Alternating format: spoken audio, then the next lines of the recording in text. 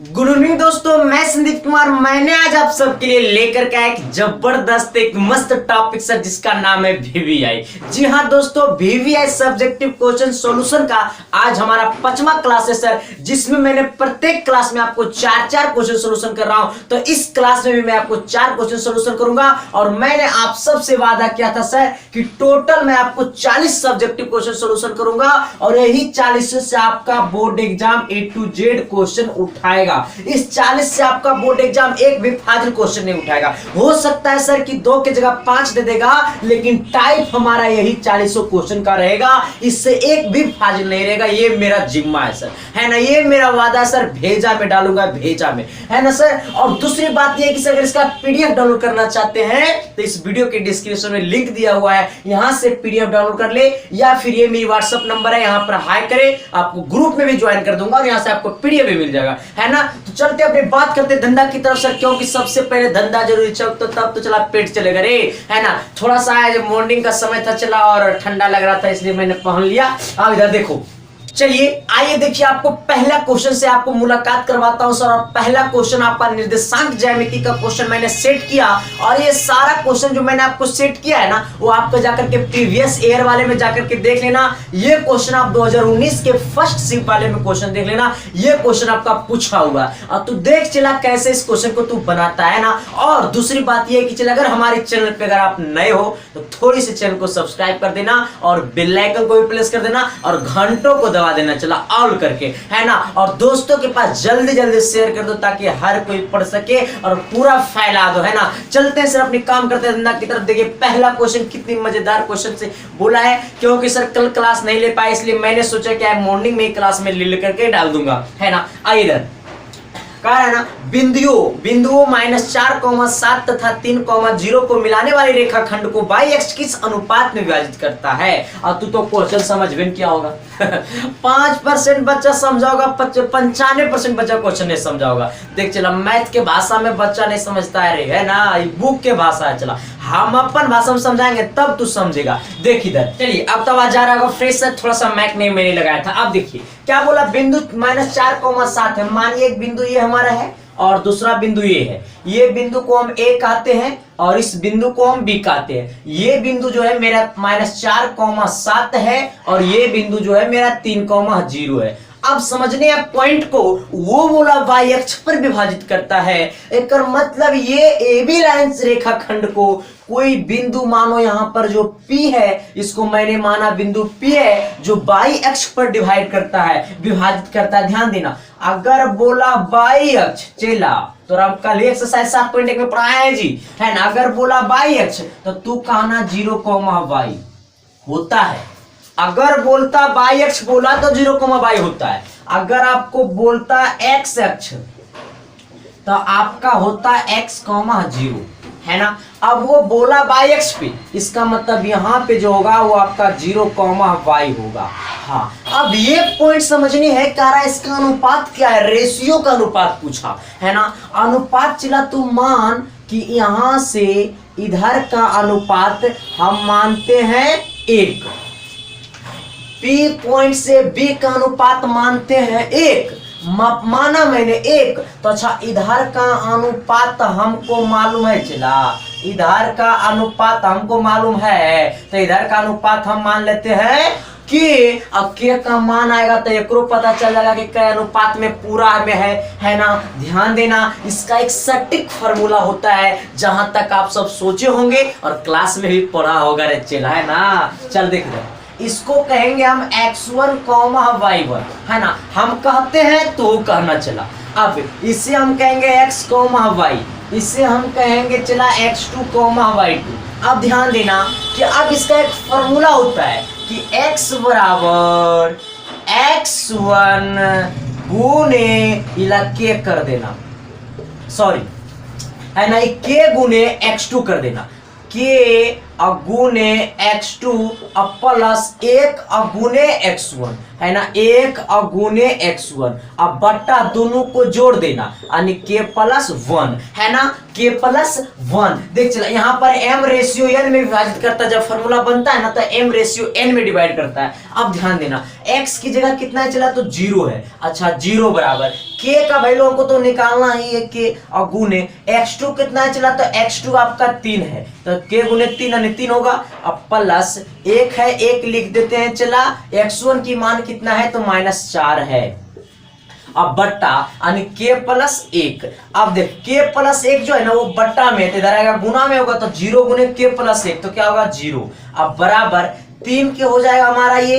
अब माइनस गुने plus, minus होगा 4, ये -4 को इधर भेजेगा +4 हो जाएगा यानी +4 इधर आ जाएगा बराबर 3 की। इधर थोड़ी सी आइएगा मामला सर 4 और यहाँ पर बट्टा में है 3, इधर गुना में है 3, इधर आएगा भागा में यानी 4/3 बराबर की। अब समझिएगा अच्छा ये कितना है 4:3 यानी k का मान 4/3 आया। मैंने बांटा था क्या k अनुपात 1 में बांटे थे, k अनुपात 1 में। अनुपात का मतलब होता है बट्टा, एक मतलब इसको लिखेंगे k/1 और k का मान है 4/3। और चला हमारा आंसर आ गया कितना 4:3, 4:3। हमको यहीं पर तुम आंसर कर देना ना 4:3। अब मैंने अपने से 5:3 लिखा, इसका मतलब 5/3 होता है ना, तो इसलिए 4/3 का मतलब 4:3। चलते हैं सर जी अगले क्वेश्चन की तरफ, और अगले क्वेश्चन आपको कितनी मजेदार क्वेश्चन है सर, चलते हैं ध्यान देते हैं सबसे पहले क्वेश्चन की तरफ। चलिए आइए देखिए क्वेश्चन का नजरिया क्या है। गेरू जी ध्यान देना, चला ध्यान दे ध्यान दे ध्यान ध्यान ध्यान ध्यान देना है। देख दे क्या बोला, कह रहा है ना एक सिक्कों को 2 बार उछाला जाता है तो कम से कम एक पर चित आने की क्या प्रायिकता, ध्यान देना। सबसे पहली बात चला एक तोरा सिक्का है, इसको 2 बार उछाला, प्रायिकता का क्वेश्चन है ना, प्रोबेबिलिटी का क्वेश्चन है। कह रहा एक सिक्का को 2 बार उछाला जाता है तो कह रहा है ना जब एक सिक्का को 2 बार उछाला जाता है ना तो कम से कम एक पर चित्त आने की क्या प्रायिकता है। और इससे उम्मीद नहीं विश्वास के साथ कि क्वेश्चन पूछा जाता है, और उम्मीद नहीं विश्वास के साथ कि क्वेश्चन पूछेगा रे, है ना। ध्यान देना, देख इधर सबसे पहले तोरा सामने मैंने वो सिक्का देखो लाता हूं, है ना। देखो ये आपका सिक्का है, अच्छा ये आपका सिक्का है ना। देख एक हम कहते हैं चित, सुनते जाना, ये हमारा है चित और इधर हमारा है पट। आप देखो जब इसको हम उछालेंगे इस तरह से, जब इसको उछालेंगे देखो चित आया, क्या आया हमारा चित आया। तो अच्छा जब इसको उछालेंगे तो कितना चीज संभावना बनेगा आने का, तो चाहे चित आएगा चाहे पट आएगा, इधर दो संभावना बनेगा, चाहे चित का है पट, चित चाहे पट, चित चाहे पट, है ना। आप ध्यान देना तो एक सिक्का को 2 बार उछालेंगे, जो एक सिक्का को 2 बार उछालेंगे। अच्छा जब एक सिक्का को ध्यान देना, एक सिक्का को जब एक बार उछालते हैं तो कितना चीज आने का संभावना बनता है चला 2 गो चीज आने का संभावना बनता है, चाहे चित, सुनते जाना, चाहे चित और चाहे पट, ये ना रे हेड चाहे टेप। अब ध्यान देना तो कारा एक सिक्कों को एक बार उछालने पे हमको चित चाहे पट आएगा, लेकिन एक सिक्का को जब 2 बार उछालेंगे, कितना बार उछालेंगे 2 बार उछालेंगे, तो जब एक सिक्का को 2 बार उछालेंगे आने का संभावना कितना बनता है, एक बार में 2, तो 2 बार उछालेंगे तो 2 पर स्क्वायर कर देना, है ना। NS की वैल्यू सुनते जाना, फिर से सुन लो चला, देखो इधर NS बराबर, देखो इधर ध्यान देना, एक सिक्कों को जब एक बार उछालते हैं तो एक सिक्का को उछालने पर 2 चीज आने की संभावना बनता है। जब उसे 2 बार उछालेंगे चला तो 2 का स्क्वायर कर देना, जितना बार उछालेगा उतना ही स्क्वायर करना। तो क्यों कर, अगर 3 बार उछालते तो 3 करता, 4 बार उछालते तो यहाँ पावर 4 करता, 5 बार उछालते तो पावर 5 करता, तो 2 बार उछाले तो 2 का स्क्वायर कितना हो जाएगा, मामला 4 होगा। एक मतलब NS हमको पता हो गया चला। हाँ कारा कम से कम एक पर चित आने की क्या प्रायिकता है, जब उछालते होंगे चला तो हो सकता है पहला एक बार में चित आवे, हो सकता है पट आवे, अबरी हो सकता है चित आवे, अगलो पर चित आवे, है ना, दोनों सिक्का पर चित आवे, हो सकता है पहला पर पट आवे दूसरा पर चित आवे, हो सकता है दोनों पर पट और पट आवे। देख पहला बार उछाले तो चित, अगला पर हो सकता है पट, अगला पर चित हो सकता है चित चित दोनों पर हो सकता है, दोनों सिक्का पर चित आ जाए, हो सकता है पहला पर पट दूसरा पर चित, हो सकता है पट और पट। अच्छा यही चीज ना संभावना बनता है, जब 2 बार उछालेंगे तो बोला कम से कम 1 पर चित। अच्छा अरे चिला, अगर तो बाबूजी 50 रुपया दलखू गलखू, कम से कम तो 50 रुपया में जाकर के 1 केजी चीनी खरीद लेना। अगर 60 रुपया देते तो गरकट बुझते रे, नहीं ना नहीं। हाँ तो इसी तरीका से बोला कम से कम 1 चित, तो अगर 2 बाजते तो क्या हम नहीं लगाओ, मामला सर गंभीर बता देती हो, है ना। अच्छा एकरा में कम से कम 1 चित है, तो चलो ई काउंटिंग होगा हमारा नहीं, एन ई बराबर एगो हमारा ये काउंटिंग होगा। चलो ये हमारा ये पूरा वो काउंटिंग हुआ। चलो ये दोनों में चित है तो भी चलेगा, 2 हुआ, इसमें भी 1 चित है 3 हुआ, और इसमें तो दोनों पट है, ये नहीं चलेगा चला, है ना। कितना बार में हमको आने की संभावना बना, तो 3 बार हमको आने की संभावना बना, कम से कम 1 चित, यानी 3 बार बना आने की संभावना कम से कम 1 चित। हमको बोला प्रोबेबिलिटी क्या होगा, तो प्रोबेबिलिटी इक्वल टू होता है पीई इक्वल टू होता है चला एनी बटा एनएस। अब ध्यान देना एनी का ये हमारा प्रोबेबिलिटी का फॉर्मूला आता है चला, एनी मतलब जो हमें लाना है, एनएस का मतलब जितना संभावना बनता है, तो संभावना टोटल बना 4, संभावना टोटल कितना बना 4, इसलिए 2 का स्क्वायर होता है 4, तो टोटल संभावना बना 4। आने का हमको कितना आना चाहिए, कई बार आने का हमको है, तो 3 बार, यानी आंसर हो गया हमारा 3/4।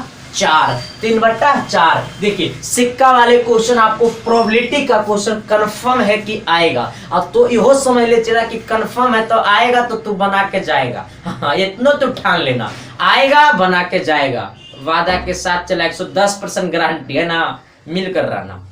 चलिए देखिए आपका वो क्वेश्चन है आपका बारंबारता का, है ना, इसमें माध्य आपका दिया हुआ है। अब देखिए क्या कह रहा है क्वेश्चन, कह रहा है ना अधिनिम्न बटन का माध्य 6 है तो पी का मान ज्ञात करे। ध्यान देना, देखो इधर ये हमारा माध्य है, माध्य दिया हुआ है, और सबसे पहली बात ये समझना है कि माध्य बराबर होता क्या है, सुनते जाना। माध्य बराबर होता है चला सिग्मा एफ एक्स, अब बटा क्या होता है चला सिग्मा एफ होता है। ध्यान देना सिग्मा का मतलब होता है योग, मतलब जोड़, प्लस, अब देखना मतलब एफ एक्स को जोड़ना, यहां पर लिख देना है, एफ को जोड़ना नीचे लिख देना है, माध्य दिया हुआ 6 निकल जाएगा आंसर। ध्यान देना अब देखो ये जो y है ना, इसको तू एफ कहना चला, ये एफ ही कहलाता है, ठीक ना। हमको x मालूम है, f मालूम है ना। अगर यहां पर केस है चला fx का, सुनते जाना रे, केस है चला fx का, हमको x मालूम f मालूम, यहां पर fx गुना में दोनों को गुना कर दो, यहां पर निकल जाएगा हमारा fx, 3 दूना हो गया 6, 4 दूनी हो गया 8, और 6 तिया हो गया 18, और 10 गुने 1 हो गया 10। अब p प्लस 5 में गुना करना है 2 से, p प्लस 5 में गुना करना है 2 से, यानी हो जाएगा 2p, अब प्लस हो जाएगा 5 दूनी 10। कोई दिक्कत यहां तक मामला गंभीर है रे। ध्यान देना अब इधर आओ, देखो इधर हमको fx मालूम हो गया, लेकिन अगर यही fx वाले को पूरा को जब जोड़ देंगे तो निकल जाएगा सिग्मा fx। जब इस पूरा को जब जोड़ेंगे ना तो निकल जाएगा सिग्मा fx। आइए देखो इधर 8 और 6 कितना हो जाएगा आपका 14 और 18 कितना हो जाएगा, चला देखो यहाँ 14 और 10 पहले इसको जोड़ दो, 14 और 10 कितना हो जाएगा आपका, तो हो जाएगा 24, और 24 और हमारा कितना है 18, तो 24 और 18 हो जाएगा आपका 30 और 40 और 2 42 और 10 कितना होगा चला, तो 52 हो गया। अब प्लस कितना है चला, तो 2p है, कोई दिक्कत। आइए अब इसको जब जोड़िएगा तो आपको निकलेगा सिग्मा एफ, इसको जब जोड़िएगा तो निकलेगा सिग्मा एफ। 3 और 2 6, 6 3 9 और 9 3 हो गया हमारा कितना 9 3 12, कोई दिक्कत।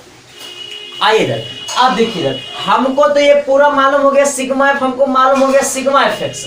माध्य बराबर सुनते जाना चला, माध्य हमको मालूम है, माध्य बराबर है दिया हुआ 6, और माध्य का फॉर्मूला होता है चला सिग्मा एफ एक्स बट्टा सिग्मा एफ, अब बराबर है 6। सुनते जो इधर देखिए इधर, अब देखिए सिग्मा एफ एक्स के मान कितना आया 52 प्लस 2p, है ना, 52 अब प्लस 2p अब बट्टा सिग्मा एफ की वैल्यू कितना है 12, इधर है आपका 6, इसको इधर भेज देना, हो गया 52, अब प्लस 2p, इसको इधर देना तो 12 पचे 60, 12 छक 72, और चला एकरा इन्हें भेज दे रे तो 2p बराबर हो जाएगा 72 माइनस 52, क्योंकि ये प्लस में 52 इधर गया माइनस में, यानी हो गया 2p बराबर इसमें से घटाना तो कितना हो जाएगा 0 और हो जाएगा 2, और इससे हमारा 2 गुना में इधर आएगा भागा में कटेगा 10 बार में, p बराबर कितना आया 10 आया, यही हमारा क्या हो गया आंसर हो गया।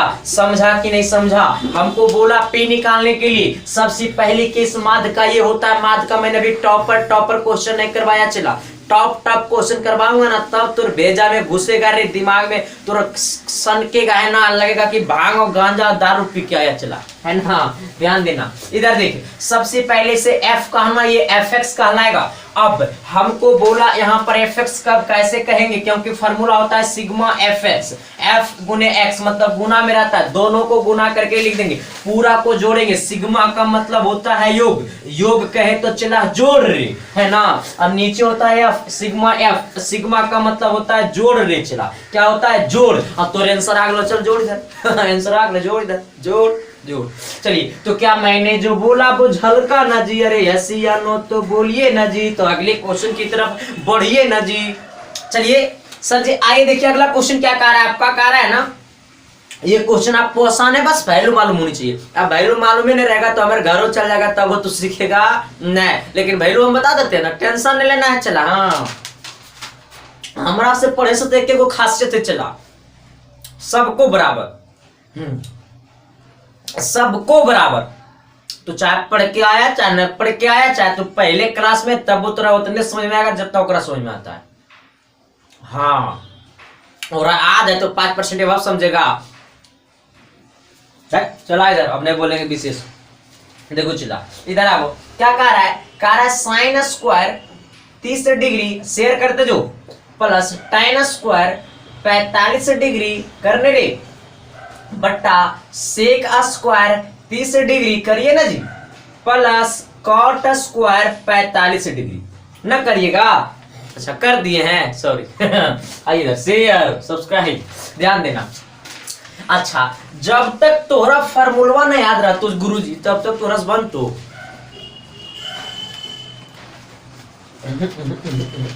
हाँ अब बता दे फार्मूला गुरुजी।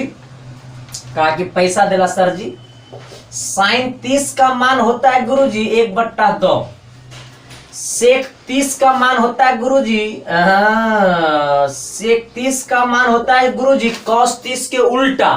टेबल नहीं याद है कौन रे चला तो हमारे वीडियो जाके देख लिया तो मामले गड़बड़ा जी तो सेट हुई तो हाँ गड़बड़ाई तो नहीं।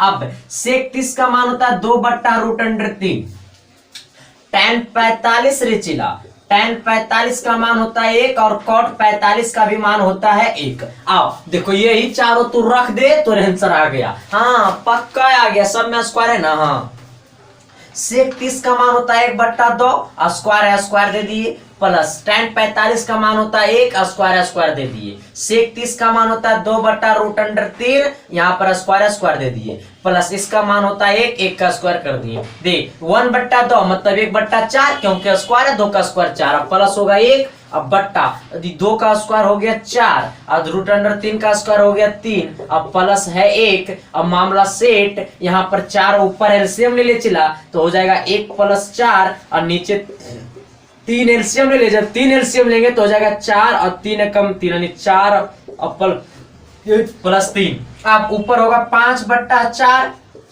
नीचे होगा 7/3, नीचे वालों को गुना ऊपर वाले के साथ और इसको गुना इसके साथ। अब उधर 3 × 5 हो जाएगा 5 × 15 और 7 चौक कितना हो जाएगा 28, और तोर कह रहा है गुरुजी के हम आंसर आ गए रे। अब तू लोग कह रहा कैसे तू बना दिया मास्टर भाई इतना जल्दी, चला फार्मूला रख देना, वैल्यू रख देना, बाकी कैलकुलेशन है तो बना देना, बन जाएगा है ना रे। चलो दोस्तों आपका क्लास आज द एंड हो गया और ये आपका 5वां लेक्चर में आप सबने बहुत ज्यादा सहयोग किया, तो आज तक मैंने 5वां क्लास तक मैंने आपको लेकर के आया और उम्मीद नहीं विश्वास के साथ सर कि आपको 10वां क्लास तक लेकर के जाऊंगा और आप पूरा में पूरा बना करके आओगे। अभी भी आप सेट बनाते होंगे तो आपको पता होगा, ऐसा ही वो बच्चा कह रहा था सर जी इस बार मैंने, आपको पता होना चाहिए कि मैंने यूट्यूब पे आपको बस 2020 में मैंने यही पढ़ाना चालू किया था और मेरे कहीं कुछ है नहीं चला, तो बस जो भी हो तो बस आप सब हो, है ना।